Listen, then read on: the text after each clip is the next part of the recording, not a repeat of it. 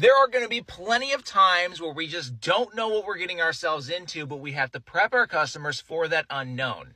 AC repairs are a great example, especially when we're replacing a compressor on a system that's been broken for a while. I've seen it so many times, all of a sudden everything starts blowing out once we get that system back up and running. Another great example is if we're going to replace your exhaust manifolds. We know how those bolts like to break. We got to prep our customers for the worst. But we also have to balance it because we can't give them a worst case scenario price for everything that we do, because we can never be that accurate. Like with things like air conditioning, sure. With things like manifolds and bolts, sure, because we generally know how those things go. But other things that we start getting into is like, oh, I could guess that maybe this part or that part, maybe this part will be bad, and it just overwhelms the customer. So the point is, we have to give a range of possibilities with dollar amounts in certain circumstances, but in other ones we have to avoid that and just let them know that as we get in there, if we find anything else wrong, we'll let you know right away and talk about it from there. We don't want to overwhelm our customer with way too much information and way too many dollar signs. That's how you drive a customer to say,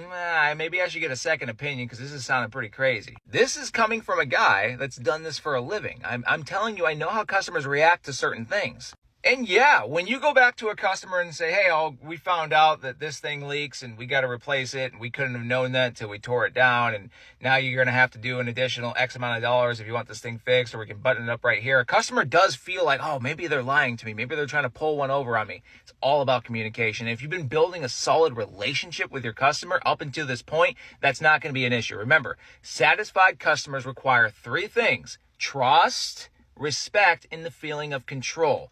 In this situation, they have trust because I've been building trust. Respect is about their time. I respected their time by calling them right away. And the feeling of control, you have options. We can button it up and stop right here for this dollar amount, or we can continue going and get your vehicle fixed for this dollar amount. How would you like to proceed?